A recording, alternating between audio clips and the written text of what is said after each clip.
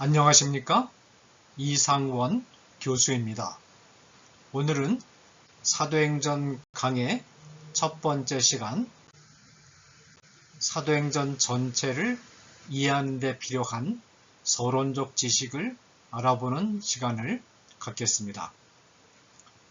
신약 성경은 크게 두 부분으로 나누어질 수 있습니다. 하나는 예수 그리스도의 생애와 예수 그리스도께서 남기신 말씀을 다룬 부분으로서 4개의 복음서들이 여기 해당합니다.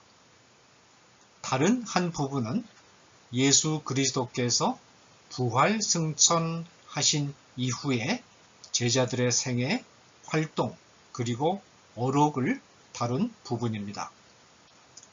제자들의 생애와 활동은 사도행전에 기록되어 있고, 사도들이 남긴 말들은 로마서로부터 요한계시록에 이르는 22편의 서신들에 기록되어 있습니다. 사도행전은 특히 22편의 서신 전체의 역사적인 배경을 이해하는 데 중요한 역할을 합니다. 사도행전을 기록한 사람은 누가로 알려져 있습니다. 물론 사도행전의 내용 가운데는 누가라는 이름이 등장하지 않습니다. 그런데 사도행전의 저자는 적어도 다음과 같은 2가지 조건에 들어맞는 인물이어야 합니다. 첫째로, 사도행전을 기록한 사람은 바울과 동행한 사람임이 틀림없습니다. 왜냐하면 사도행전 기록자는 16장 10절, 20장 5절, 27장 1절에서 바울과 자신이 포함된 일행을 가리켜서 우리라고 말하고 있는데, 이 같은 어법은 사도행전 기록자가 바울과 선교 여행에 동행했음을 보여주고 있기 때문입니다. 따라서 사도행전 기록자는 바울이 선교하는 여정에 동행할 만큼 바울과 매우 친밀한 동역자였음이 틀림없습니다. 둘째로, 사도행전 기록자는 직업이 의사였음이 분명합니다. 왜냐하면 당시 의사가 아니면 구사하기 어려운 의학 전문 용어들이 아주 자연스럽게 그리고 빈번하게 사용되고 있기 때문입니다. 예를 들어서 3장 7절의 발목, 5장 5절에 혼이 떠나다, 5장 16절의 괴로움 받다, 9장 18절에 비늘, 13장 11절에 안개, 28장 3절에 불, 뜨거움, 28장 6절의 붓다 등이 사실은 의학 전문 용어들입니다. 따라서 사도행전 기록자는 바울과 친밀한 관계에 있던 의사로서 바울과 함께 선교 여행에 동행했던 사람이라는 결론을 얻을 수 있습니다. 그렇다면 이 조건에 가장 적합한 후보자로서 성경이 추천하고 있는 사람이 있는가? 골로새서 4장 14절을 보면 이런 말씀이 있습니다. 사랑을 받는 의원 누가와 또 데마가 너희에게 문안하느니라. 이 본문에서 우리는 바울과 친밀한 관계에 있었던 의사로서 누가가 거명되고 있음을 보게 됩니다. 더욱이 빌레몬서 25절에 바울은 누가를 가리켜서 나의 동역자로 호칭하고 있습니다. 여기서 우리는 사도행전 기록자는 의사 누가라는 정보를 얻을 수 있습니다. 그러면 사도행전은 언제 기록되었는가에 대해서 알아보겠습니다. 우선 사도행전에 기록된 모든 사건들은 주후 60년까지 일어난 사건들이므로 사도행전의 기록 연대는 주후 60년 이후로 잡아야 합니다. 다음으로는 사도행전의 마지막 두 절을 주목해 볼 필요가 있습니다. 바울이 온 이태를 자기 셋집에 유하며 자기에게 오는 사람을 다 영접하고 담대히 하나님 나라를 전파하며 주 예수 그리스도께 관한 것을 가르치되 금지 금하는 사람이 없었더라. 사도행전의 끝 부분은 이 본문이 보여주는 것처럼 바울이 살아서 계속해서 활동하는 장면과 로마에서 비교적 자유롭게 복음을 전하고 있는 모습을 보여줍니다. 그리고 누가는 희망에 찬 모습을 묘사함으로써 그를 마무리 짓고 있습니다. 이 같은 묘사는 사도행전이 바울이 순교당하기 전에 기록된 것이 분명하다는 사실을 보여줍니다. 만일 바울이 순교당한 이후에 기록되었다면 이 중요한 사건을 누가가 빼놓았을 리 없고 마지막 결말이 이렇게 밝은 모습으로 마무리될 수가 없겠기 때문입니다. 바울이 순교당한 것은 네로 황제의 핍박이 시작된 후이고 네로 황제의 박해는 주후 64년에 시작되어 68년경에 네로의 죽음과 더불어 끝났으므로 사도행전의 기록 연대는 아무리 늦게 잡아도 64년 이후일 수는 없다는 결론을 얻을 수 있습니다. 뿐만 아니라 비참한 예루살렘 멸망이 주후 70년에 있었고 이 멸망으로 치달리는 격렬한 로마와 유대의 전투가 66년에 시작되었습니다.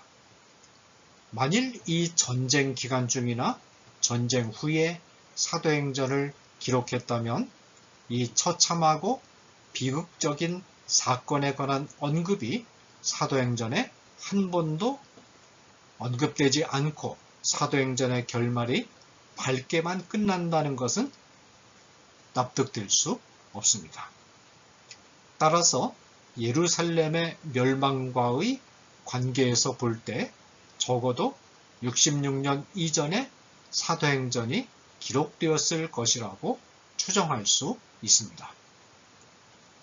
이상과 같은 정보들을 종합해 볼 때 사도행전은 주후 60년으로부터 유대전쟁이 일어나기 전 그리고 네로 황제의 박해가 시작되기 전인 주후 64년 이전 곧 60년에서 64년 사이 어느 때엔가 아마도 로마에서 바울과 함께 있었던 누가에 의해서 기록되었다고 말할 수 있습니다. 다음으로 알아볼 문제는 사도행전을 기록한 누가의 목적이 무엇인가 하는 것입니다. 이 목적은 세 가지 정도로 말할 수 있습니다. 첫째로 사도행전 1장 1절에 분명히 나타나 있는 것처럼 데오빌로라는 인물에게 사도들의 행적과 사도들을 중심으로 하나님 나라가 이 땅 위에 어떻게 나타났는가를 보여주려는 데 목적이 있습니다. 데오빌로가 누구인가에 대해서는 정확한 정보가 없기 때문에 확실한 말을 할 수가 없고 다만 기독교로 개종한 로마의 귀족들 가운데 한 사람으로서 이미 누가복음을 통해서 어느 정도 기독교에 대한 지식을 가지고 있는 사람이라는 정도의 추측을 할 수 있을 뿐입니다.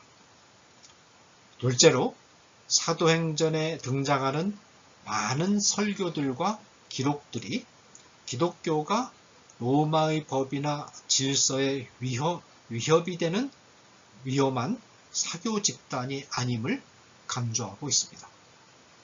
당시 로마 제국 안에서 요원의 불길처럼 퍼져나가는 기독교에 대한 악의적인 오해가 많았습니다.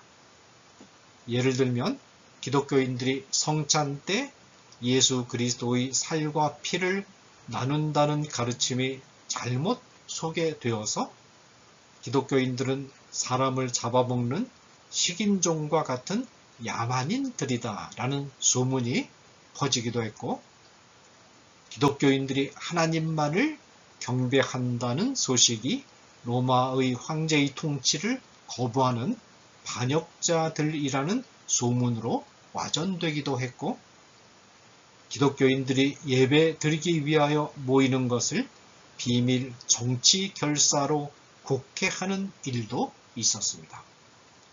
이와 같은 악의에 찬 소문을 전해 듣고 기독교는 결코 그와 같은 사교 집단이 아니라는 것을 해명할 필요가 있었습니다. 셋째로 사도행전에는 성령이라는 단어가 매우 많이 등장합니다. 따라서 어떤 학자들은 사도행전을 성령 행전이라고 부르기도 합니다. 다시 말해서 사도행전은 부활승천하셔서 하늘의 보좌 우편에 계시는 예수님이 성령을 이 세상에 보내셔서 사역하시는 모습을 보여주는 것을 목적으로 하고 있다는 것입니다. 제가 이 사도행전 해설에서 중점을 두고자 하는 부분이 바로 이 부분입니다. 공관복음서, 특히 마가복음서는 성령을 받기 전의 제자들의 우둔한 모습을 잘 보여주고 있습니다. 성령을 받기 전에 제자들은 예수님을 바로 옆에 모시고도 항상 실패했고, 이기주의를 극복하지 못했고, 마침내는 예수님을 배반하는 길을 걸었습니다. 제자들의 모습은 하나님의 은혜 밖에 있는 인간들의 상태를 적나라하게 보여줍니다. 그러나 사도행전에서 성령을 받고 난 이후의 제자들은 겁 많고 이기적이었던 사람들로부터 눈물겨운 헌신의 사도들로 변화된 모습을 보여줍니다. 마가복음을 공관복음서를 읽으면서 인간에 대해서 절망했던 독자들은 이제 사도행전을 읽으면서는 소망의 빛을 발견하게 됩니다.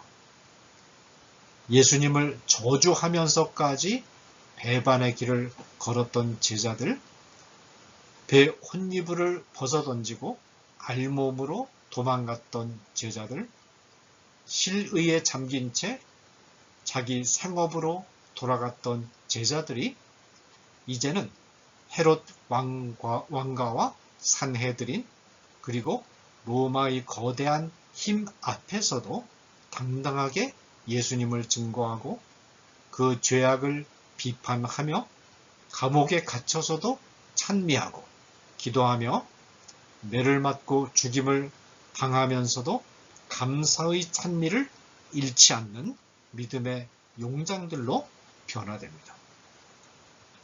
제자들의 삶은 베드로의 신앙 고백이 있은 직후에 주님이 주신 명령을 실천하는 삶이었습니다. 아무든지 나를 따라 오려거든 자기를 부인하고 자기 십자가를 지고 나를 좇을 것이니라.